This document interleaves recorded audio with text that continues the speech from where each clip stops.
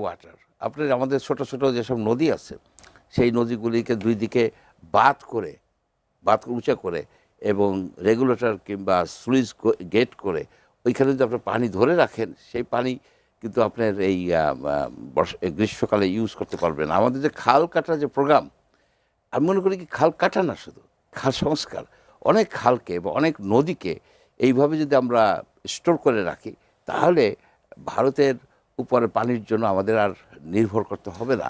ঠিক এই প্রসঙ্গেই আসতে চাই বদিউর রহমান, যে ভারতের উপরে পানির এই নির্ভরতা কমানোর ক্ষেত্রে তাহলে তো আমাকে, সেটা যদি চীন হয় তাহলে তো আবার আরেক ধরনের ভূ রাজনৈতিক বাস্তবতার ভিতরেও বাংলাদেশ পড়ে যাচ্ছে। চীন মার্কিন সম্পর্ক, ভারত, মানে এই যে সমীকরণ, সেটা আসলে বাংলাদেশের মতো বর্তমান বাস্তবতার কথা কেন বললাম সেটাতেও আসবো, কতটুকু সম্ভব আপনি দেখছেন?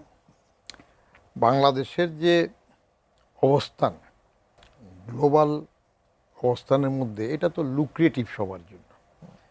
এখানে ক্ষমতা এবং নিজেদের প্রভাব বিস্তারের জন্য সেই অনেক দূরের ট্রাম্প যেরকম চাইবে, আমেরিকা যেমন চাইবে, তেমনি প্রতিবেশী দুইটা বৃহৎ শক্তি চীন এবং ভারতও চাইবে।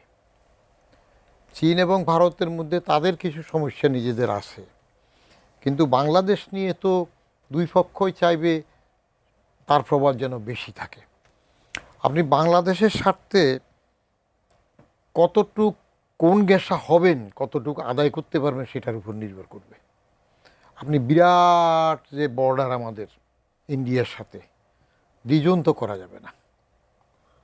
আপনি ডিজোন করে এমন শক্তি কি আপনার থাকবে যে ঠিক আছে বর্ডার লাইনে পানিতে যখন পানি ছেড়ে দেব তখন আমরা তলিয়ে যাই, তাহলে আপনার সেই পয়সা আছে বিরাট করে আপনি বড় ওয়াল করে তাদেরকে ডুবাই দিবেন, ভাসাই দিবেন? ইন্টারিমের সময় অবশ্য ওই যে আপনার সামাজিক যোগাযোগ মাধ্যমগুলোতে দেখলাম অনেকে বাঁধ টাদ নির্মাণ করে ফেলবেন। এগুলা কার? ইউনূসের আমলে? ইউনূসের আমলে কথাবার্তা আপনি কোনো হিসাবে আনবেন না। ওইটার মতো বাজে সরকার, খারাপ সরকার বাংলাদেশে হয় না, ওইটা বলে লাভ নেই। এখন পলিটিক্যাল পার্টি সব সময় পাওয়ার চায়, ক্ষমতা থাকা হলেও বড় উদ্দেশ্য হয়।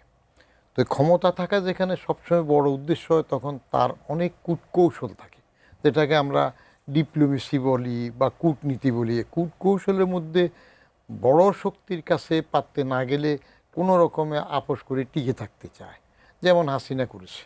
তো সেই ক্ষেত্রে এখন বাজাদের পলিসিটা কি হবে, তারা চীনে গিয়ে কথা বলতেছে, সেখান থেকে তিস্তার জন্য কতটুকু আশ্বাস পাবে, আর এখানে ভারতের সাথে কতটুকু ব্যালেন্স করবে। ওই যে ইয়ের সময় ইউনূসের আমলে খুব স্লোগান হইল না কি, দিল্লি না ঢাকা, ঢাকা ঢাকা, এভাবে কথাবার্তা বললো না, সেভেন সিস্টার খেয়ে দেওয়া হবে। তো এইগুলা হয় সেভেন সিস্টার্স নিয়ে। আপনি যেটা করতে পারেন সেটা হইল ওই যে প্রকাশ বড়ুয়া টরুয়া কিছু দিয়ে এখানে যদি আপনি কেওটিক সিচুয়েশন করতে পারেন, জামাতের মন্ত্রী থাকলে নিজামি জাহাজে করে অস্ত্র এনে যদি না দেখার মান করে ওইখানের জন্য কিছু করতে পারেন। আপনি এই কথা তো বদিউর রহমান মানে বলা হয়েছে যে বিচ্ছিন্নতাবাদীদের দরকার হলে বাংলাদেশের ট্রেনিং দিয়ে ভারতের বিপক্ষে ব্যবহার করা হবে। তাতে কি রাজনৈতিকভাবে বাংলাদেশ কি মাইনাস পায়? এই ধরনের কোনো গেইন হবে না, বাংলাদেশের কোনো গেইন হবে না, বরং সেটার সুযোগ নিয়ে ইন্ডিয়া আরও ভালো সুযোগ নেবে। আগে কি আমরা দেখছি যেগুলো হয়, এখন আমাদের এই পার্বত্য অঞ্চলে শান্তি চুক্তির পরেও যে অশান্তি হয়, তো সেগুলো কোথার থেকে আসে? গতকালকে দুজন মারা গেছেন। বনের জঙ্গলে আশ্রয়টা কোথায় যায়? গভীর জঙ্গলের পরেও গভীর সম্পর্ক কোথায় থাকে? তো এর মধ্যে ব্যালেন্স করে, balance of inconvenience and balance of convenience, এই দুইটার মধ্যে আপনাকে ব্যালেন্স করতে হবে। সরকারের তো ব্যালেন্স ছাড়া উপায় নাই, কারণ বড় তো সবগুলা। এমন কিছু শক্তি যদি থাকতো যে পাল্টা কিছু করবে, আপনি কি করে রোহিঙ্গা এসে গেল, ঠেকাইতে পারতেছেন? হ্যাঁ, ইউনূস সাহেব বলছে যে ওই পরের ঈদের না কোথায় ওখানে জায়গা তারা ঈদ করবে, আর কি তারা ঈদ করবে, করছে নাকি? এইগুলো বুলির বেলা এরকম হবে। কিন্তু আমি পরিষ্কার যেটা বুঝি, ছোটোর উপর বড় যে চাপ থাকে, অনৈতিক চাপ থাকে, এবং পলিটিক্সের মধ্যে চারটা জিনিসে তো ইথিক্স থাকে না, war, love, business and politics, এই চারটাতে কোনো ইথিক্স থাকে না। সেখানে যে যেভাবে টিকে থাকতে পারে, ইভেন প্রয়োজনে যে মেকিয়াবিলি হয়ে টিকে থাকবে, সেটাই all's well that ends well, সর্বশেষ যেটা আছে সেটার উপর নির্ভর করবে। মনে করেন যদি এই একটু 24-এর যে আমির ইলেকশন হইল হাসিনার 7ই জানুয়ারির, কেমন, তো সেই সময় আমি আমার কলামে লিখছিলাম যে শেখ হাসিনা কায়দা করিয়ে যেগুলো চিৎকার করতেছে, এ রবের কিছু দেখ, তানিয়ার একটা সিট দেখ, এরে দেখ, ওরে দেখ, এগুলা যেমন বাজা দেবার করলো, বাজা দিয়ে একজন্যা গণপরিষদ, তারপরে গলাবাজি করে জোনায় টোনায় কতগুলো নিয়ে এসে মুখ বন্ধ করছে না। তো সেই সময় যদি এটা করতো আর সাথে সাথে যদি কোটার এটা মাইনে নিতে হতো না, কপাল মন্দ হইলে যেটা হয়, অন্যেরা ওই তাবা গরম করলেও ছেলেফেলেরা কোটা আন্দোলনে রুটি সেঁকে ফেলছে অন্যেরা, এটা টেরিফাই নেই। তো ঠিক রাজনীতি একদম সেগুলো চলবে, যে যেটা সুবিধা নেয়। প্রণবের সাথে দেখা করে নাই, প্রেসিডেন্ট আসছে, সেটাকে আওয়ামী লীগ কি কায়দা করে এটার পক্ষে নেওয়ার জন্য বুঝে, এটা মানে সেটার একটা আলাদা রাজনীতি হয়েছে। হ্যাঁ চলবে। ডক্টর মঞ্জুর চৌধুরী, আপনি বদিউর রহমানকে শুনছিলেন, তার বক্তব্যের সাথে আপনি যদি কিছু অ্যাড করতে চান সেটা তো হবেই। একটা বাস্তবতার কথা বলছিলাম, বা বড়দের সাথে ছোটদের সম্পর্ক। আজকে বিরোধী দলীয় নেতা এবং জামায়াত ইসলামীর আমির ডক্টর শফিকুর রহমান, তিনি জাপান থেকে ফিরে সাংবাদিকদের সঙ্গে বিমানবন্দরে তিনি বলছেন যে যুক্তরাষ্ট্রের সঙ্গে বাংলাদেশের বাণিজ্য চুক্তিকে বাস্তবতার আলোকে দেখার প্রয়োজন। মানে এই চুক্তির বাস্তবতাটা কি তাহলে এটাই যে ওনারা যেহেতু বড়, ন্যায্য অন্যায্য যাই হোক সেটা আমাদেরকে মেনেই নিতে হবে?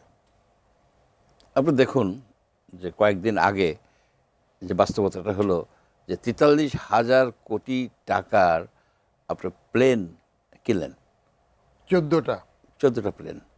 আপনার প্লেন কেনার কি এখন সময়? আপনি যদি প্লেন না কিনতেন তাহলে কি এই লোকজন যেতে পারতো না? অন্য এয়ারলাইন্স তাই, আমাদেরও তো আছে, ভাড়াতেও আনা যায়। আপনি এই 43,000 কোটি টাকা, যেটা পদ্মা ব্রিজের থেকেও অনেক বেশি খরচ, সেটাকে তো অন্য জায়গায় ইউজ করতে পারতেন। আপনি মেট্রো রেল চালু করতে পারতেন, আরও বিভিন্ন এসে। তাই এইটাই কি বাস্তবতা? এই বাস্তবতায় এরা যে বলছে এতদিন যে দিল্লি না ঢাকা, তো এখন ঢাকা না ওয়াশিংটন, ওয়াশিংটন না ঢাকা, এই বিষয়ে। সুতরাং কথা হচ্ছে যে এখানে নাটের গুরু হচ্ছে ডক্টর মোহাম্মদ ইউনূস। উনি কেন ওনার যে টেনিউর শেষ হওয়ার 60 ঘন্টা আগে এই একটা চুক্তি করলো? চুক্তি ভালো মন্দ আমি বলবো না, ডিটেলস আমি পরে যাব, কিন্তু এই চুক্তিটা করার কি ওনার কোনো এখতিয়ার ছিল, লজিক্যাল এখতিয়ার, বা মানে সাংবিধানিকভাবে কিংবা কোনোভাবে, বা সাধারণ একটা কমন সেন্সে, যে ওরা তো চলে যাচ্ছে, সেইখানে আপনি এমন সব চুক্তি করলেন যার ফলে যে যেমন ধরুন শূকরের মাংস যদি কোনো প্রোডাক্টে, কোনো খাদ্যে কিংবা কোনো মেডিসিন বা বায়োলজিক্যাল প্রোডাক্টে যদি আপনার লার্ড থাকে, শূকরের চর্বি থাকে বা শূকর মাংস থাকে, সেগুলো কিন্তু FDA, ফেডারেল ড্রাগ অ্যাডমিনিস্ট্রেশন, ওইটাকে বাতিল করবে না, কারণ ইট ইস ওকে। এখন আমরা যদি এই ধরনের কোনো প্রোডাক্ট আনি, আমাদের কিন্তু টেস্ট করার কোনো অধিকার নাই, আপনি নাকচ করে দিতে পারবেন না। FDA এর সার্টিফিকেট হচ্ছে ফাইনাল। এখন এই ঘটনাটা কি হলো, দাঁড়াইলো যে ঘটনাটা যে ব্রিটিশরা আপনার 1857 খ্রিস্টাব্দের ওই এনফিল্ড একটা রাইফেল বাইর করছিল। এনফিল্ড রাইফেলের যে এই যে কার্তুজ, ওই কার্তুজটা আপনার শূকরের আর গরুর চর্বির মধ্যে মানে ফায়ারিং করতে সুবিধা হতো। তে আমরা আমাদের যে ধর্মবিশ্বাসটা কোনো রকমে বজায় রাখছি। ইউনূস সাহেব আমাদের এখানে শূকরের মাংস বা শূকরের এই লার্ড খাওয়ায়া মাস স্কেলে সে ধর্মচ্যুত করতে চাচ্ছে।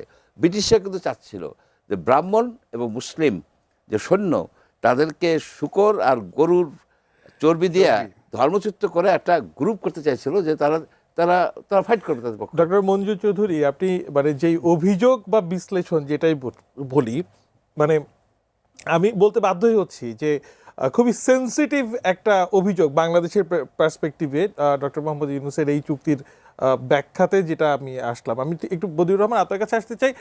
এই চুক্তি নিয়ে যখনই আলোচনা হয় অবশ্যম্ভাবীভাবেই একটা প্রশ্ন চলে আসে, মানে কবে করেছে, কেন করেছে, কিভাবে করেছে, সেগুলো তো হয়েছে। মানে এই চুক্তি বাধ্যবাধকতাটা এমন করতে হলো কেন, সেটা কি আপনি এই প্রশ্নের উত্তর পেয়েছেন? মানে ডক্টর মোহাম্মদ ইউনূস তো আসলে দেশীয় গণমাধ্যমে কখনো কথা বলেন না, এটা নিয়ে সুস্পষ্ট ব্যাখ্যাও আমি আসলে পাইনি।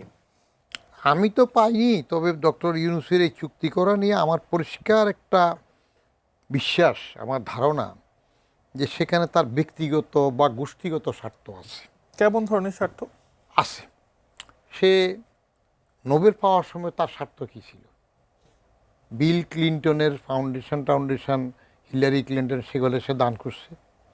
আর নোবেল পাওয়ার জন্য সব সময় কতগুলো ক্রাইটেরিয়া থাকে, এটা প্রকাশ্যে বলা হয় না, বিশেষত শান্তি চুক্তিতে। সেটা হইল আপনার একটা ইহুদি কানেকশান থাকে। হিলারি ক্লিন্টনকে নিয়ে সে কানেকশান আছে, বা হার্ভার্ডের ছাত্রছাত্রী হইতে হয়, ওগুলো একটা কানেকশান থাকে। তো ইউনূসের যে নোবেল শান্তি চুক্তি পাওয়া, এটার যদি শানে নজুল বাইর করা হয় তাহলে দেখা যাবে যে ওরকম একটা কানেকশান থেকে হয়েছে। এইবারে যে বাণিজ্য চুক্তি করলো ইউনূস, এটা কোনো রকমের তার মোরাল এখতিয়ারও আসে না। 2 দিনের যুগী বাতেরে অন্য করার কোনো দরকার নেই। লায়াবিলিটিটা চলে আসছে এখন ইলেকটেড গভর্নমেন্টের উপরে। কেমন? আমি জানি না এই বাণিজ্য চুক্তির বিষয়ে বাজাদের সাথে তারেক সাহেবের সাথে ইউনূসের কোনো আলাপ টালাপ আগে হয়েছে কি না, কারণ দুতিয়ারই তো বেশিরভাগ করেছে ডক্টর খলিল। ডক্টর খলিলরা, এই জাতীয় লোকরা এই দেশে কখন আসে, ফখরুদ্দিন সাহেবরা কখন আসে, আলী রিয়াজরা কখন আসে, তাদেরকে কেউ পুশ করে, গাইড করে। ডক্টর খলিল এর আগে কিন্তু বিচারপতি আরেকজন যখন প্রধান উপদেষ্টা হইল লতিফুর রহমান সাহেবের পিএস হয়ে আসছে ছিলেন। সেটা রিলেটিভই হোক বা যেভাবে হোক সেই সময় আসছে। ফরেন সার্ভিসের ফার্স্ট বয় ছিল 76-এর পরীক্ষা, কিন্তু বাংলাদেশে তো বেশি দিন থাকে না, বাইরে চলে গেছে। আলী রিয়াজ কোথায় ছিল? ইউনূস কি বাংলাদেশি নাকি? ইউনূস ইন্টারন্যাশনাল নাগরিক। বাংলাদেশের বাংলা একাডেমিতে তারা কোনো সময় আপনি দেখবেন নাকি? বৈশাখী দেখেন। এখন হুট করে এগুলাকে কারা পুশ করলো, কারা আনলো, সেগুলো আছে তাদের স্বার্থে। এই সকল ফিগারগুলো তো এস্টাবলিশ করা হয়েছে বাংলাদেশে। হ্যাঁ, ফিগারগুলো এস্টাবলিশ করা হয়েছে। আপনার ঠেকায় পড়লে তখন মানুষের বাস বিচার থাকে না। বাচ্চা কাচ্চাগুলো আন্দোলন করছে কোটা নিয়ে, তারা কি মানসিকভাবে প্রস্তুত ছিল তারা রাজনীতিবিদ হবে? আইসাই এই কম বয়সে ক্ষমতায় বসে যাবে? মানে আপনি কি বলতে যাচ্ছেন এই সকল ব্যক্তিদেরকে দিয়ে এই কোটা আন্দোলনটাকে হাইজ্যাক করা হয়েছে? ইয়েস, হাইজ্যাক কি, এটা দুস্তুর মতো হাত ছাড়া অন্য ঘন্টায় চলে গেছে। মানে ডক্টর ইউনূস তাহলে কোটা আন্দোলনের ফসল যে ঘরে উঠলো না, সেটার অন্যতম বড় কুশীলব বলতে চাচ্ছেন? ডক্টর ইউনূসকে আনছে কারা, আগের থেকে যোগাযোগ কারা করেছে? তিনি তো বলেন যে ছাত্ররা, তার নিয়োগকর্তা, তিনি প্যারিস থেকে যখন নামলেন তখন তো ছাত্ররাও গেল, মানে তাকে নিয়ে আসলেন উদ্বাহ করে। আচ্ছা, উনি নিয়ে আসছেন, আমাদের জেনারেল সাহেবরাও তো কড়া করে রিসিভ করলেন। প্রথম জেনারেল সাহেব বলছে না যে আমার উপর আস্থা রাখেন, আমি দেখব।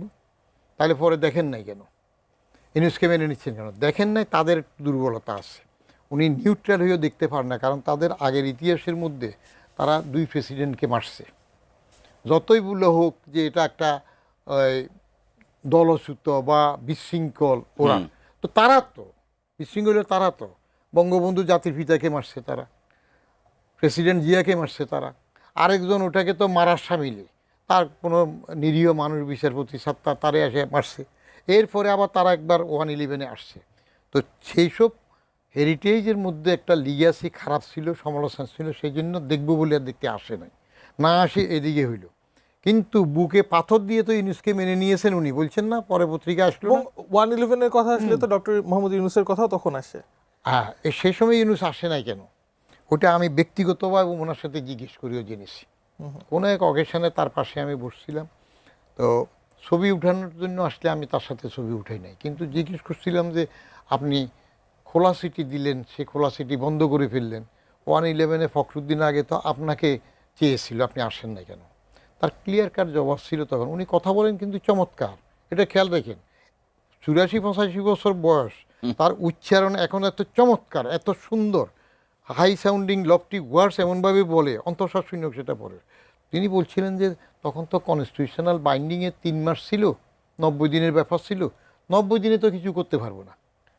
তার কিছু করার শখ ছিল, ফেয়ার ইলেকশনের দিকে না, কিছু করতে চায়, হি ওয়াজ পাওয়ার লাভার, সেই জন্য তখন আসে নাই। পরে যখন ফখরুদ্দিন 2 বছর থেকে গেল 111-এর সময়, বলে যে আমাকে 2 বছর বললে তো আমি আসতাম। তো এইবার ওনার সেটা ছিল, যেমন আমি নিজেও তার বক্তৃতায় এই জন্যই মনে হয় ওই যে ঈদের নামাজের সময় তাকে বলছিল যে স্যার দালালদের কথা শুনবেন না, 5 বছর থাকেন, 5 বছর আমিও তো থাকেন। বলছি, আপনি দালাল কি বলেন, আমিও তো বলছি ওনাকে 5 বছর সময় দিন, কারণ উনি যে স্বপ্ন দেখিয়েছেন ওনার নোবেল পাওয়ার পরে বঙ্গভবনে, এগুলো এক কথা কয়বার বললো, গুডুভিডের কথা তো একই আসে। আপনার তাকে সংবর্ধনা দেওয়ার সময় উনি বলছিলেন যে তিনি বাংলাদেশটাকে এমনভাবে দেখতে চান বিদেশিরা বাংলাদেশের গ্রিন কার্ডের জন্য লাইন দিবে।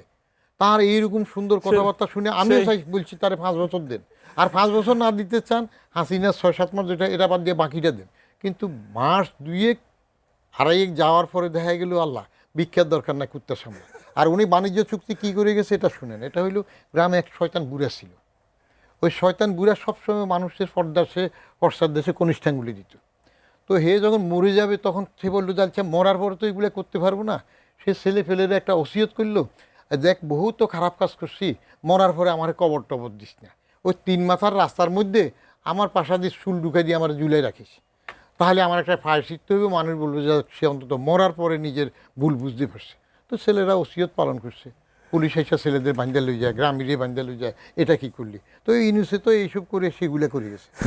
আরেকটা নোবেল পাইতে চাইতেছে কিনা আল্লাহ মালুম। আর একটা নোবেল মানে প্রাপ্তিতে আসলে কত দিন অপেক্ষা করতে হয় সেটার জন্য মনে হয় আমাদের একটু অপেক্ষা করতে হবে। একজন দর্শককে অনেকক্ষণ অপেক্ষা করিয়ে রেখেছি। দর্শক আসসালামু আলাইকুম, আপনার পরিচয় দিয়ে প্রশ্ন করুন।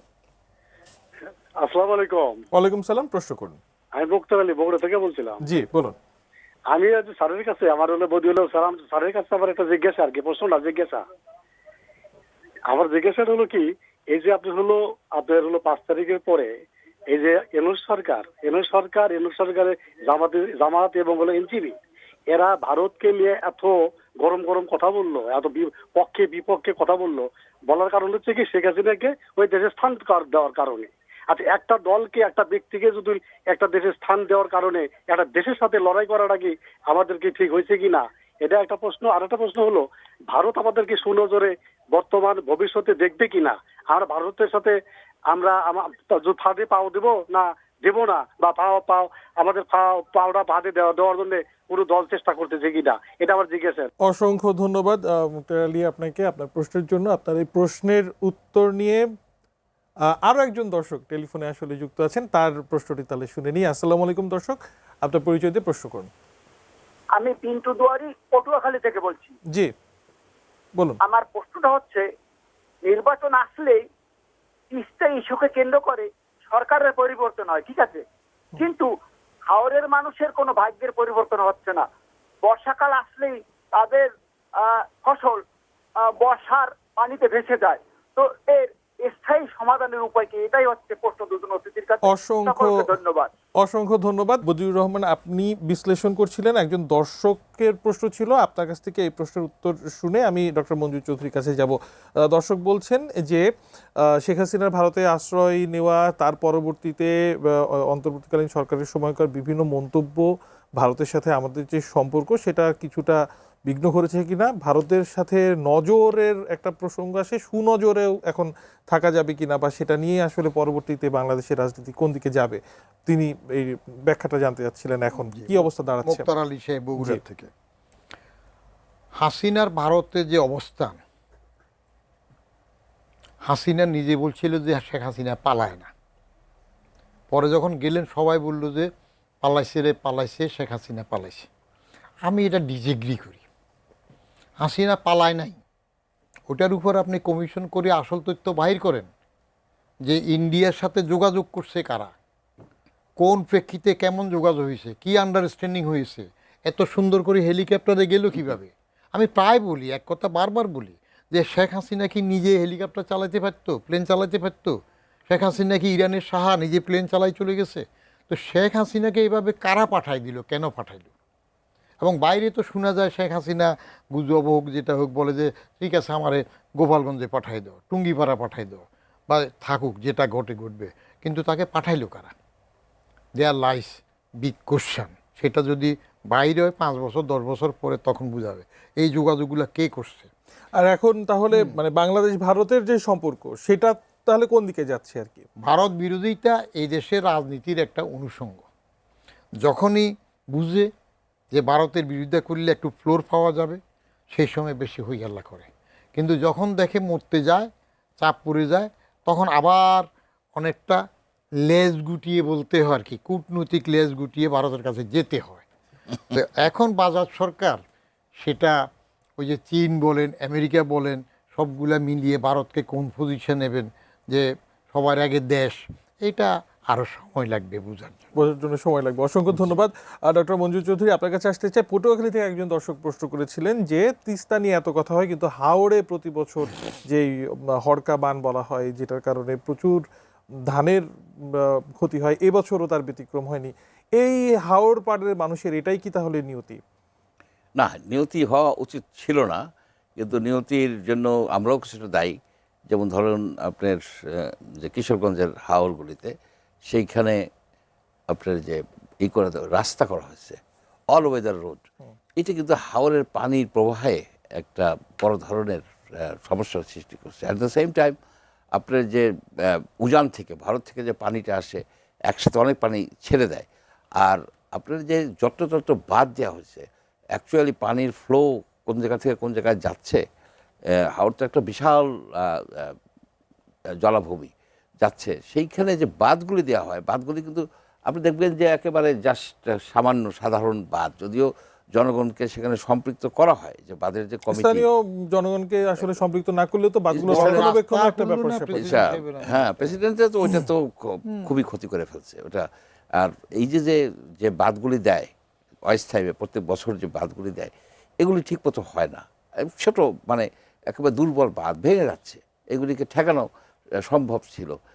এই জন্য এই বাঁধগুলি যেটা, এটার একটা স্থায়ী সমাধান করতে হবে। মানে কেবলমাত্র তিস্তা মহাপরিকল্পনা, মানে আমার হাওড় মহাপরিকল্পনারও আসলে একটা সময় চলে এসেছে। শুধু হাওড় না, আপনি দেখেন যে ছোট ছোট যে নদী, মাঝারি নদী, সেই নদীগুলি তো মরে যাচ্ছে। সেই নদীগুলি তো আপনার ব্যবহার করে যে একটা নৌ পরিবহন ব্যবস্থা গড়ে তোলা যেত। আমাদের তো 22,000 কিলোমিটার নদীর পথ, মাত্র 4,000 কিলোমিটার রাউন্ড দ্য ইয়ারই হয়। হ্যাঁ, বাকিটা সিজনাল। কিন্তু এই নদীগুলি যে পরিবহন ব্যবস্থাকে ধ্বংস করছে প্রথমে ব্রিটিশরা, যখন রেলওয়ে করছে, রেলওয়ে করার ফলে আপনার যে পানির যে প্রবাহটা, স্বাভাবিক স্রোত, সেটা ন্যাচারাল ফ্লোটাকে নষ্ট করছে। বিশেষ করে চলন বিলে অনেক নদী একসময় এসে মিশত, এটা একটা নষ্ট করছে। তারপরে হয়েছে যে আমাদের রোড সিস্টেম, আমরা সম্পূর্ণভাবে একটা নদীমাতৃক দেশে আমরা রোড, রেল এবং সড়ক ভিত্তিক পরিবহন ব্যবস্থা করতে চাই। এটা করাটা ঠিক হয় নাই। এখনও আমাদের সময় আছে, আমরা নদীগুলিকে রিক্লেম করতে পারি।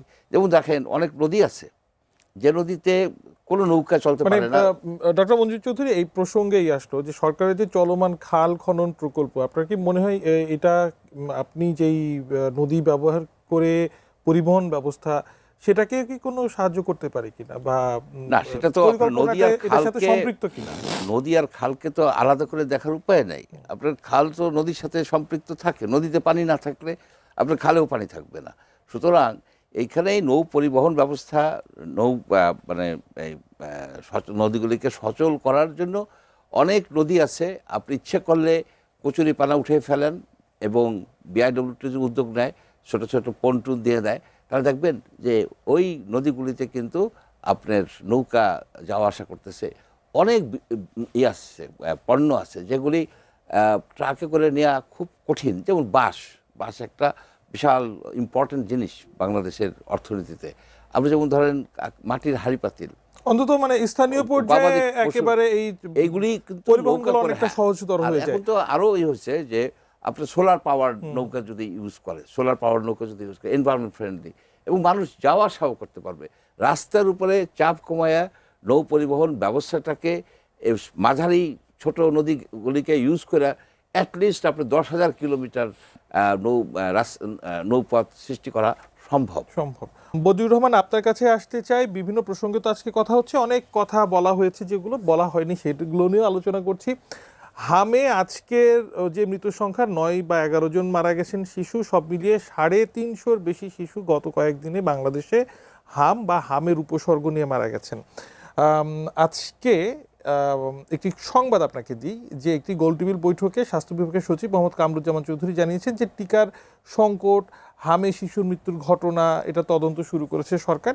হামে কেন এতগুলো শিশুর মৃত্যু হলো, এক্ষেত্রে কারো গাফিলতি ছিল কিনা সেটা খতিয়ে দেখা হবে, সবাইকে জানানো হবে।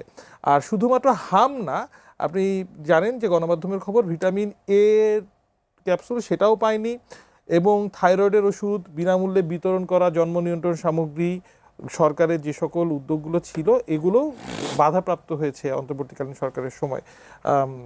এখন জানতে চাই যে এই যে গাফিলতি আপনার দৃষ্টিতে কেমন, গাফিলতি কার গাফিলতি? গাফিলতি তো একটা সংবাদ যেটুকু পড়েছিলাম যে বিশ্ব স্বাস্থ্য সংস্থার বা ইউনিসেফের ওইসব তরফ থেকে কিন্তু এটা একটা ইঙ্গিত দিয়েছিল, আগেই বলেছিল, তো সেটা তো করা হয় না। তাহলে গাফিলতি মারাত্মক গাফিলতি। আর গাফিলতি তো হবে, কারণ ইউনুস সরকার তো আসছে তাদের নিজস্ব একটা ভায়োলেন্ট সরকার হওয়ার জন্য, ফাদার অফ ভায়োলেন্ট হওয়ার জন্য, এসব করার জন্য ব্যস্ত হয়েছে। এদিকে তো খেয়াল করেনি সরকার হিসেবে, যেটুক করার সেটুক খেয়াল করেনি। এই গাফিলতির যে তদন্তের কথা বলছেন, যে একটা তদন্ত হচ্ছে, স্বাস্থ্য সচিব বলেছেন, আমাদের দেশের তদন্ত কম হয় না। এনকোয়ারি কমিশন, বিধান, 2 জন 3 জন একটা অ্যাক্সিডেন্ট হলে এগুলো হয়, বেশিরভাগই এগুলো আলো দেখে না, জনগণ জানে না। পিসমিল জানাইলেও এটার উপরে কোনো পরবর্তীতে অ্যাকশান হয় না। অতএব এটার উপরে আমি তেমন আশাবাদী না। আরেকটা কারণ হলো, আশাবাদী না হওয়ার কারণ হলো, ইউনুস সরকারের সাথে এখন যারা ক্ষমতায় আসছে বাজার, তাদের যে আন্ডারস্ট্যান্ডিং, তাদের যে লিয়াজো, তাদের যে গিভ অ্যান্ড টেক পলিসি হয়েছে, ছোট্ট একটা ঘটনায় বুঝেন না, এমনি যতই চিৎকার করুক ভোট কনস হবে, কিন্তু যেই লন্ডনের ললিপপের সিদ্ধান্ত হয়ে গেল, ললিপপ দেওয়ার পরে সিদ্ধান্ত হইল যে ফেব্রুয়ারি, তাহলে কি একটা সখ্য আছে। এবং ওনার সম্পর্কে বলতেছিলাম, তা আমি মাঝে মাঝে বলি যে কথাটা, উনি যে এরকম অসুস্থ হয়ে গেছেন, হ্যাঁ ঠিক আছে, দল ওনাকে বড় কোনো পদ দেয় নাই, মন্ত্রিত্ব দেয় নাই, এটা ওটা দুঃখের কারণ হতে পারে। কিন্তু আমার তো মনে হয় যে ওনার যে প্রতিদ্বন্দ্বী ছিলেন নাসিরউদ্দিন পাটোয়ারী সাহেব, পুরো নির্বাচনী প্রচারণার সময়কালে যে সমস্ত আচরণ, যে সমস্ত কথাবার্তা, যে সমস্ত ইঙ্গিত ওনাকে নিয়ে দেওয়া হয়েছে, তো এগুলো যদি একজন লোক অসুস্থ হয়ে যায়, আমি যদি ক্রমাগত আপনাকে ইঙ্গিত করে আপনাকে নানা ধরনের কথা বলতে থাকি, এবং আপনি যদি তার কোনোটারই জবাব দেওয়ার মতো অবস্থায় না থাকেন, অথবা জবাব দিতে চান না, অথবা জবাব দিলে আপনি সেই পর্যায়ে নেমে যাবেন, এই ধরনের আতঙ্ক কাজ করে, তাহলে আপনি কি করবেন? আপনি এটা এই ধারণই করতে পারবেন না, এবং এই ধারণ করতে করতে কিন্তু আপনি একসময় অসুস্থ হয়ে যাবেন। এবং আমি তো মনে করি যে ওনার অসুস্থতার পিছনে এই ধরনের বিষয়গুলো কিন্তু কাজ করে। আরেকটা জিনিস হয় কি, ওনারা অ্যাডজাস্ট করার চেষ্টা করেন যে এই কথাগুলি বলেছে, এটা আসলে আমাদের পক্ষে অ্যাডজাস্ট করা সম্ভব কিনা। ওনারা তো দীর্ঘদিন ধরে একটা রাজনীতি করে আসছেন, ওই রাজনীতি একটা আলাদা কালচার ছিল, কিন্তু ওই কালচারের সঙ্গে তারা বর্তমানে কালচারকে মেলানোর চেষ্টা করেন এবং পারেন না, ব্যর্থ হন, কারণ ওরা তো মিলাইতে পারবেন না, ওরা তো এগুলি শিখেন নাই, তখন তারা অসুস্থ হয়ে যান। কিন্তু তো এখন এগুলি চলছে নানা ধরনের। আমরা কিন্তু আগে রাজনৈতিক সংস্কৃতি আগে যেটা ছিল সেটা যে খুব ভালো ছিল আমি কিন্তু তাও বলি না, ওই রাজনৈতিক সংস্কৃতির মধ্যেও ঝামেলা ছিল। যেমন লোকজনকে ভাগিয়ে নেওয়া, লোকজনকে অর্থের লোভ দেখানো, এগুলি কি আপনার রাজনৈতিক সংস্কৃতির জন্য ক্ষতিকর ছিল না? ছিল তো। টাকা দিয়ে লোকজনকে বড় বড় নেতাকে নিয়ে গেল। আমাদের তো মনে আছে, আমরা তখন স্টুডেন্ট ছিলাম, আওয়ামী লীগের এক নেতা ছিল কোরবান আলী, সে তার বাসায় লিয়াজো কমিটি মিটিং হচ্ছিল, সব দলের সবাইকে মিটিং এ বসে রেখে উনি বলে যে তোমরা আপনারা বসেন, আমি আসতেছি। তো তারা বসে বসে টিভিতে দেখতেছে কোরবান আলী এরশাদের মন্ত্রী হয়ে গেছে। তো এগুলো আমরা দেখেছি, এটাও কিন্তু একটা কালচার, ব্যাড কালচার, খুবই অশ্লীল কালচার কিন্তু এটা। তো রাজনৈতিক যে সংস্কৃতি যেটা আছে সেটা ক্রমাগত বিভিন্ন ভাবে চেঞ্জ হচ্ছে, এবং আগেও যে খুব ভালো ছিল আমি তাও মনে করি না, আগেও খারাপ ছিল, এখনো খারাপ আছে। কিন্তু এখনকার খারাপটা জানেন, এটা আসলে নেওয়া যায় না, মানে আমরা তো অভ্যস্ত না এতে। হয়তো নতুন জেনারেশন যারা আসবে তারা হয়তো এই কালচার অভ্যস্ত হয়ে যাবে, তখন হয়তো তারা বলবো না এটাই কালচার, আগেরটাই বরং ভুল ছিল, হয়তো হবে, আমি জানি না। তো এখনো দেখতেছি যে ওই কালকে তো দেখলাম যে চট্টগ্রামের সাবেক মেয়র মঞ্জুর আলমকে তাদের দলে ভেড়ানোর জন্য এনসিপি সেখানে গিয়েছিল, এক নেতাকে পাঠাইছিল, সেই নেতা কি করছেন, 2 দিন ধরে মঞ্জুর আলমের ফোনই বন্ধ, গতকালকে তাকে আমিও ফোন করছিলাম যে তাকে পাই কিনা, তো তার ফোনই বন্ধ, একদম টোটালি ফোন বন্ধ করে রাখছে সে। কারণ এখন এটাও তো একটা কালচার, তাকে জোর করে নিয়ে আসা হবে, অথবা এমন কিছু বলা হয়েছে যে না সে বিব্রত হবে, এই জন্য সে লুকিয়ে গেছে। একটা ভদ্রলোক, বয়স্ক লোক, সে দলে যোগ দেবে না এই কথাটা বলতেও পারছে না সাহস করে, তাকে লুকিয়ে থাকতে হচ্ছে। তো এই যে বিষয়গুলো, এটা কিন্তু পলিটিক্যাল কালচার, এবং এই কালচারকে কিন্তু আপনি প্রশংসা করতে পারবেন না। অসংখ্য ধন্যবাদ। যারা মাসুদ খান আমাদের সঙ্গে যুক্ত হয়েছেন, যারা আব্দুল নূর তুষার, গণমাধ্যম ব্যক্তিত্ব, আপনাকে স্বাগত জানাচ্ছি আজকের অনুষ্ঠানে। আমি আপনার কাছে আসছি, আমি একটু আমার ডান পাশে রয়েছেন, রাজনৈতিক প্রতিহিংসাকে আরো উস্কে দেয় কিনা, বা রাজনীতিকে আসলে অবক্ষয় বলবেন কিনা, রাজনৈতিক অবক্ষয়? জি, ধন্যবাদ দেশ টিভির আজকের আয়োজন যারা দেখছেন। আমি একটু অন্যভাবে আসলে জিনিসটাকে দেখতে চাই। এটা যে হঠাৎ কোনো আচরণের পরিবর্তন, এটা আমি মনে করি না। এটা একটা সাংস্কৃতিক যে আগ্রাসনগুলো চলছে আমাদের দেশে, যেটা আমরা যেমন সবসময় সার্বভৌমত্ব বলতে আমাদের ভূখণ্ডের সার্বভৌমত্ব বুঝি, কিন্তু পাশাপাশি যেটা হচ্ছে যে আমাদের এই যে সাংস্কৃতিক আগ্রাসন বা সাংস্কৃতিক সার্বভৌমত্ব আমাদের যেভাবে লঙ্ঘিত হচ্ছে দীর্ঘ সময় ধরে, সেটারই কিন্তু একটা ধারাবাহিকতা। আমি যদি একটু অন্যভাবে যাই, আপনি যদি একটা জিনিস দেখেন যে অশ্লীল শব্দ প্রয়োগ, দেখবেন যে বাংলাদেশের যত আমরা কালচারাল আমাদের যত এলিমেন্টস আছে, লাইক আপনি যদি যাত্রা দেখেন, যাত্রাতে হঠাৎ করে দেখা গেল যে নাচের মানুষ ঢুকে দেওয়া হলো, প্রিন্সেস, যেটাকে আমরা বোধহয় আই থিঙ্ক সো বলা হতো প্রিন্সেস, তো প্রিন্সেস ঢুকায় দেওয়া হলো যাত্রাপালাতে। তারপরে আপনি চলচ্চিত্রে হঠাৎ করে দেখা গেল যে কাটপিস ঢুকায় দেওয়া হলো, এবং এই কাটপিস থেকে ঢুকিয়ে দেওয়া, এই কাটপিস কারা আমদানি করলো, কিভাবে ঢুকলো, সেটা কিন্তু কখনোই এটা নিয়ে কোনো রিসার্চ হয়েছে কিনা আমি জানি না। পরবর্তীতে কাটপিসেরও প্রয়োজন হলো না, আমরা নিজেরাই তৈরি করা শুরু করে দিলাম। তারপরে আসেন আপনার সাহিত্যে আপনি দেখেন আমাদের হুমায়ুন আহমেদ বা ইভেন সেবা প্রকাশনী, আমিও যদি বলি, আমি আমার কথা বলতে পারি যে হুমায়ুন আহমেদের বই আমি যেভাবে পড়েছি, সেবা প্রকাশনীর বই আমি যেভাবে পড়েছি, আমি সেই ব্রাম স্টোকারের আপনার ড্রাকুলা কিংবা জুল ভার্নের যে বিভিন্ন বিদেশি অনুবাদগুলো, তারপর মাসুদ রানা কিংবা দস্যু বনহুর আমরা পড়েছি। হঠাৎ করে দেখা গেল আমরা যখন কলেজে ইউনিভার্সিটিতে উঠলাম, তখন হঠাৎ করে চটি বই শুরু হলো, এবং সেখানে নাম কি রসময় গুপ্ত, এই টাইপের নাম দিয়ে চটি বই শুরু হলো। এই যে মানে অশ্লীলতাগুলো যেভাবে ঠুকছে, আমি মনে করি এই 24-এর পরে এই রাজনীতিতে যে অশ্লীল শব্দগুলো, অশ্লীল বাক্য, অশ্লীল আচরণ, এই প্রতিটা জিনিস কিন্তু এরই একটি ধারাবাহিক অংশ, আমি যেটা মনে করি। এবং এখানে একটি উল্লেখযোগ্য হচ্ছে যে দেখেন আপনি যে যারা করছে, তাদের কিন্তু চাইল্ডহুড অনেকের নাই, এবং যেটা অত্যন্ত গুরুত্বপূর্ণ। আপনার যদি চাইল্ড ছেড়ে বছরের পর বছর মাদ্রাসাতে থাকতে হচ্ছে তাকে, তাদের চাইল্ডহুড নেই, এবং তারা যেভাবে বড় হচ্ছে এক ধরনের পরিবার ছাড়া, তাতে কিন্তু তাদের আচরণের উপর এক ধরনের প্রভাব থাকতে পারে। এটা অবশ্য যারা মানে এইসব বিষয় নিয়ে যারা কাজ করছেন তারা হয়তো বলতে পারবেন ভালো। তবে আমি যেটি মনে করি সেটা হচ্ছে যে এই অশ্লীলতার বিরুদ্ধে রাষ্ট্রেরও দায় আছে। যেমন কামাল ভাই বলছিলেন যে একটা কথা, যে মির্জা আব্বাসের বিরুদ্ধে একটি ছেলে যা করলো সেটা কিন্তু সারা বাংলাদেশ দেখেছে, বাংলাদেশের প্রতিটা মানুষ দেখেছে, কিন্তু আমরা কি করেছি? আমরা তার বিরুদ্ধে কি করেছি? মির্জা আব্বাস না হয় তিনি একজন প্রার্থী ছিলেন, তিনি তার রাজনৈতিক কারণে করতে পারেননি, কিন্তু আমরা যারা বাংলাদেশের সাধারণ মানুষ, আমরা কি করেছি? আমাদের কি দায় ছিল না সেই জায়গাটাতে? অর্থাৎ আমরা কিন্তু আমাদের দায়িত্ব পালন করিনি, রাষ্ট্র কিন্তু তার দায়িত্ব পালন করেনি। তৎকালীন সময়ে সরকার কি করেছে? কারণ একজন প্রার্থীর বিরুদ্ধে আরেকজন প্রার্থী এই আচরণ করতে পারে না, এইটা ইভেন সম্ভবত আইনেও নাই। তাহলে যদি আইনগতভাবে সেটা যদি মানে মানে বেআইনি কাজ হয়, তাহলে তাকে গ্রেফতার করা উচিত ছিল। আমরা কি গ্রেফতার করেছি? রাষ্ট্র কি করেছে তাকে গ্রেফতার? করে নাই। তো এই যে ধরেন রাষ্ট্রের দায়, এজ এ নাগরিক হিসেবে আমার দায়, এই সবগুলো কিন্তু মিলেই কিন্তু আজকের এই সিচুয়েশন। আজকে অশ্লীল বাক্য যারা প্রয়োগ করছে, আপনি দেখেন যে অশ্লীল বাক্য প্রয়োগে সীমাবদ্ধ না, এই যে একটা ভার্চুয়াল জগৎ তৈরি হয়েছে, আপনি জানেন সোশ্যাল মিডিয়া, এই সোশ্যাল মিডিয়াতে দেখা যাচ্ছে যে অনেকে তার, যেমন আমার একটা আইডি আছে, আপনি আমার আইডিতে কিন্তু আমি একটা শব্দ অশ্লীল লিখবো না, কারণ আমার আইডির সাথে আমার ভাই বোন আত্মীয় স্বজন সবাই আছে, সুতরাং আমার এখানে আমি যদি একটা অশ্লীল কিছু লিখি তাহলে কিন্তু সবাই এটা দেখবে।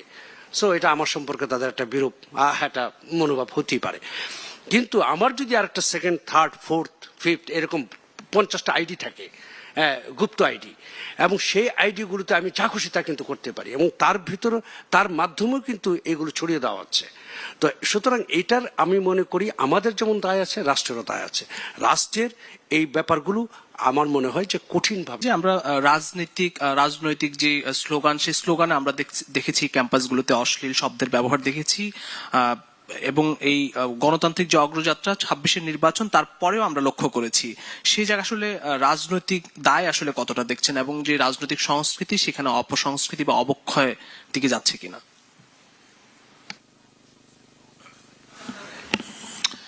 এটা একটা জটিল প্রশ্ন, কেননা রাজনীতিকে সবকিছুর জন্য দায়ী করার একটা প্রবণতা বাংলাদেশে আছে, এবং আপনারা অহেতুক এটা নিয়ে আলোচনা করছেন এই কারণে যে এই অশ্লীলতা এবং শ্লীলতার যে সংজ্ঞা, এই সংজ্ঞা আসলে সময়ের সাথে সাথে পরিবর্তিত হয়।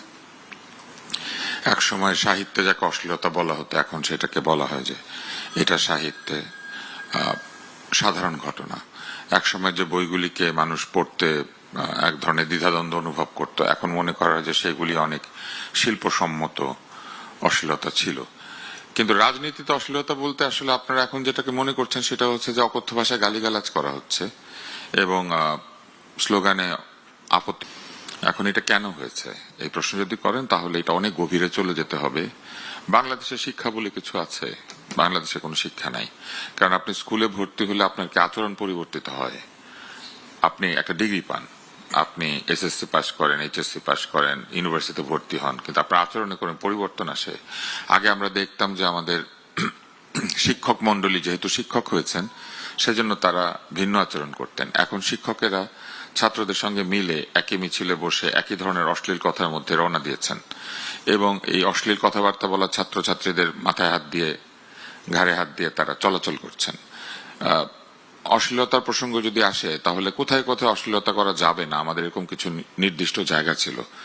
আমরা কিছু কিছু জায়গাকে মনে করতাম যে সেখানে আচরণ ভিন্ন হতে হয়। তার মধ্যে একটা হচ্ছে বিদ্যাপীঠ।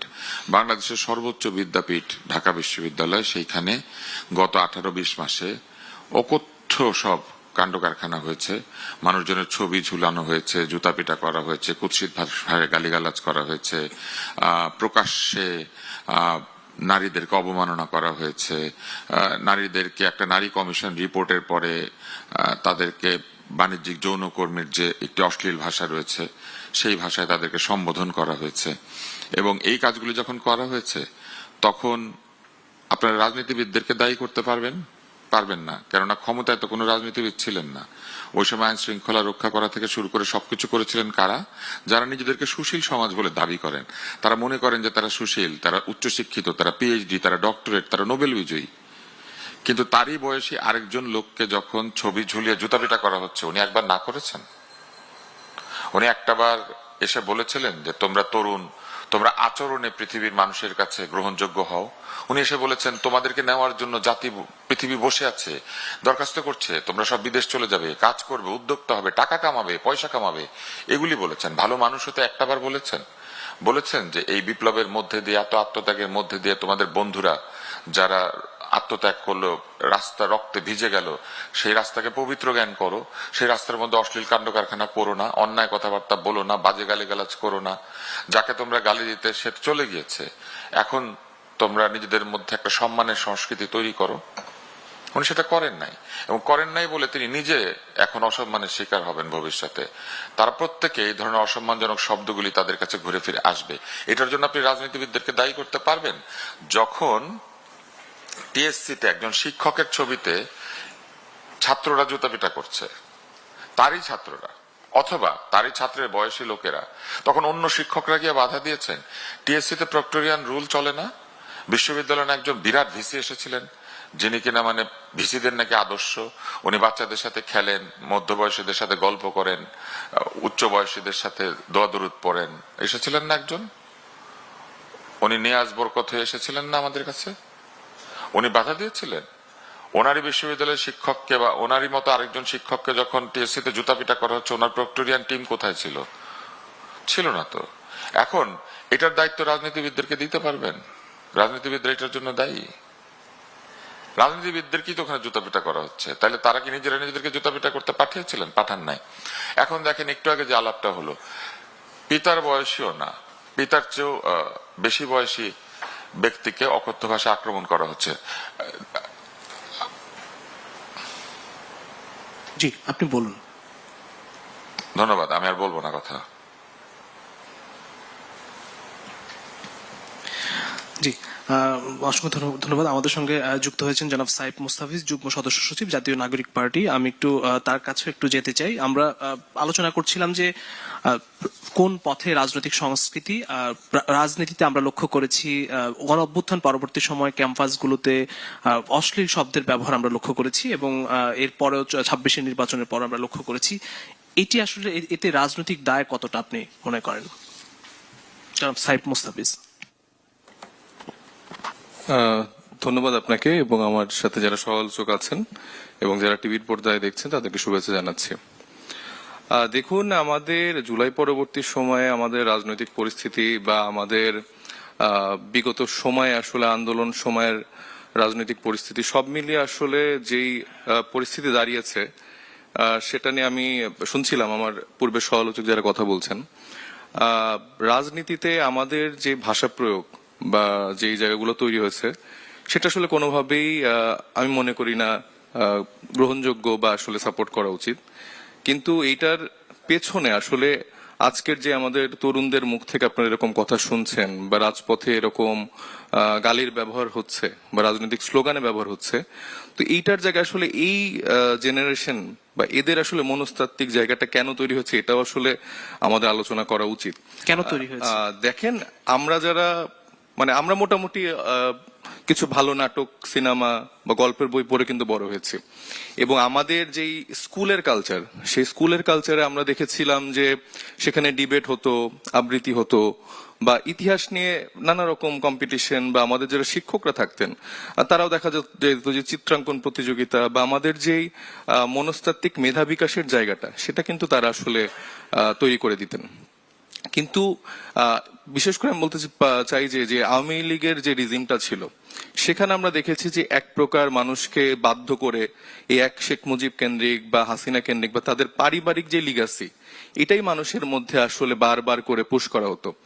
এবং আপনি জানেন যে যখন একজন মানুষ বা একজন তরুণ তার মনের কথাগুলা বা মানসিক বিকাশের জায়গা, আমি লাস্ট 5 বছর বা 10 বছরে যদি বইমেলা অবজার্ভ করি, আপনি দেখবেন এখানে নতুন করে ভালো কোনো রাইটার তৈরি হয়নি। এখানে নতুন করে এখানকার বইগুলো যেগুলো বের হয় যে মানুষের ফেসবুক স্ট্যাটাস দিয়ে হচ্ছে বই বের হয়, এবং এগুলো আবার বেস্ট সেলার। তো আপনি তরুণদের জায়গায় আপনি নতুন করে কোনো গল্পের বই দিতে পারছেন না, কোনো ভালো সিনেমা দিতে পারছেন না, নাটক দিতে পারছেন না। তো সেই জায়গায় কিন্তু তারা তাদের এই অল্টারনেটিভ জায়গাটা অন্য কোনো কিছু দিয়ে তারা পূরণ করছে। আপনি তাদের জন্য খেলার মাঠ তৈরি করে দিতে পারছেন না।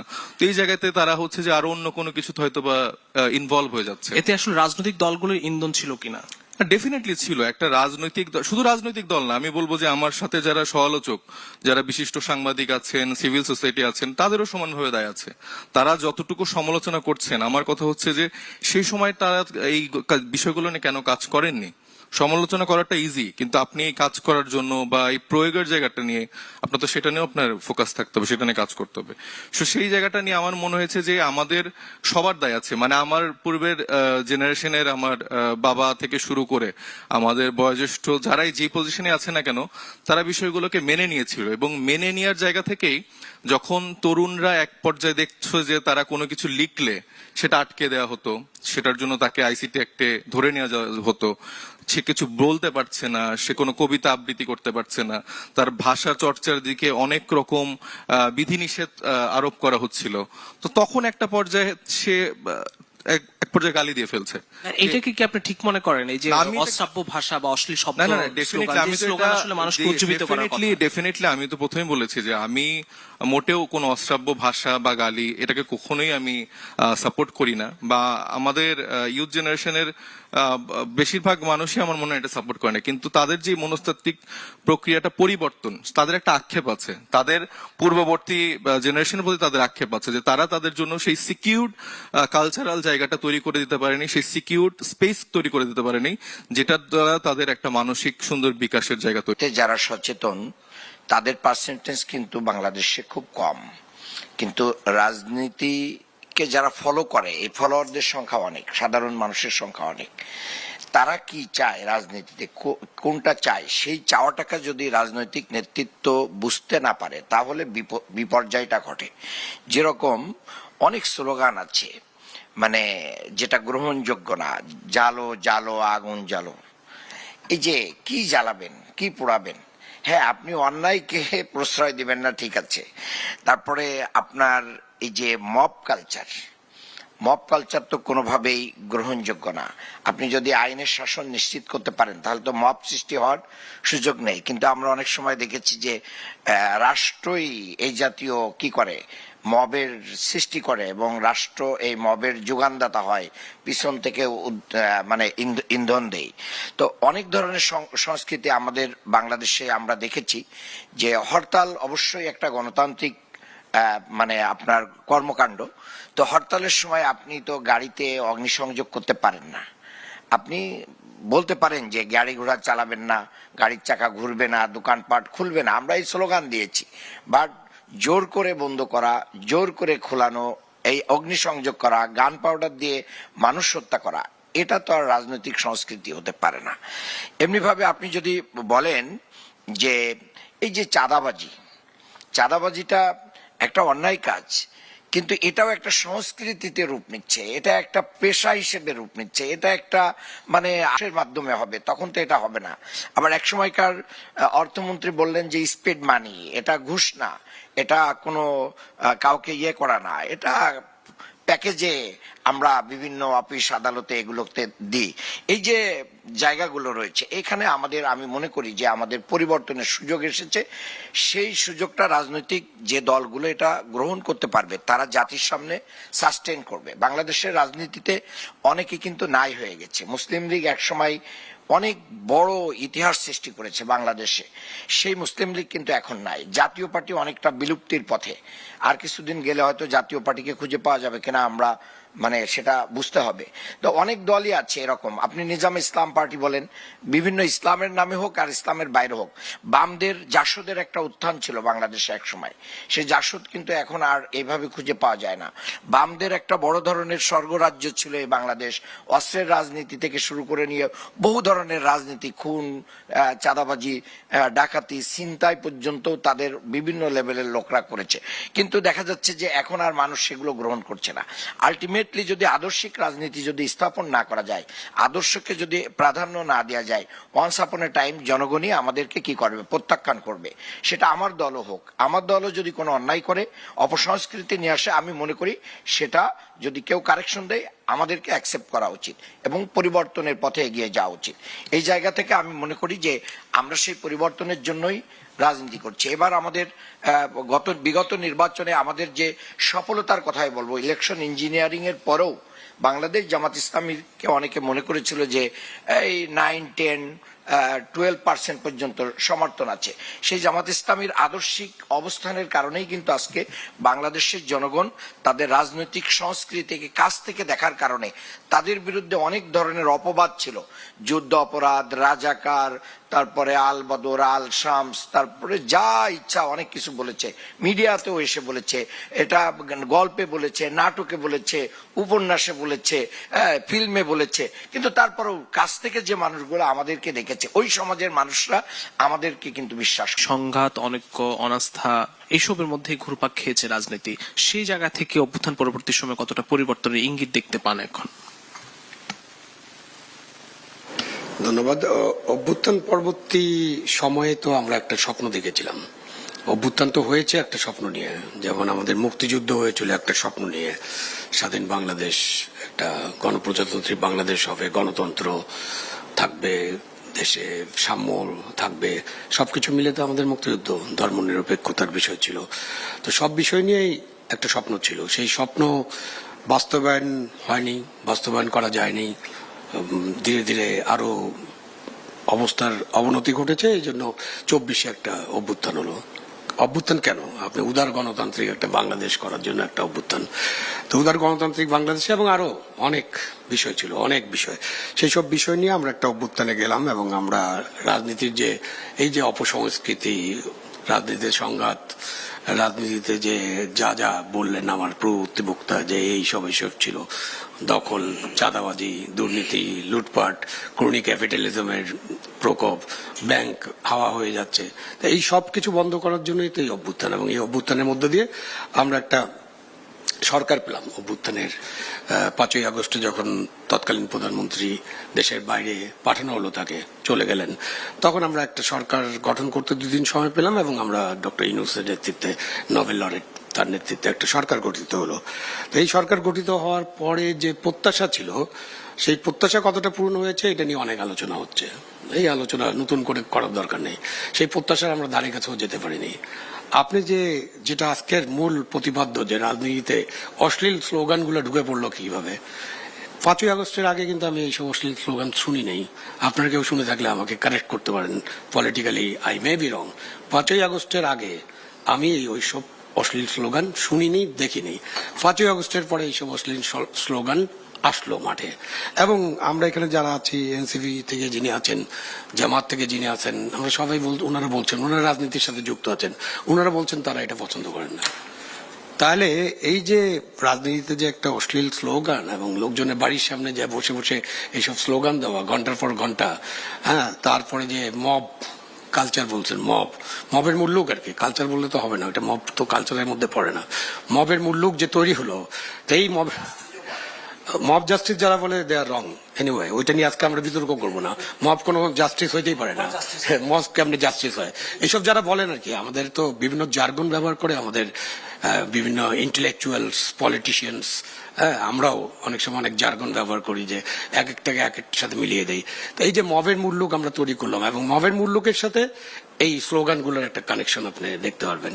যারা মব তৈরি করছে সেই মবরাই শাহবাগে বলেন, অন্য কোথাও বলেন, ইভেন আমাদের প্রধান উপদেষ্টার বাসভবনের সামনেও বা অন্য কোনো বাসার সামনে যে বসে বসে তারা মব তৈরি করেছেন, মবের সংস্কৃতিকে তারা লালন পালন করেছেন, সরকার করেছেন। আমি অন্য কাউকে দোষ দেবো না, কারণ রাষ্ট্রে যখন একটা সরকার থাকে, যেমন আগের সরকার 15 বছরের জন্য দোষকার শেখ হাসিনা, ফ্যাসিবাদের জন্য দোষকার শেখ হাসিনার, দেশের সব খারাপ কাজের জন্য দোষকার শেখ হাসিনার।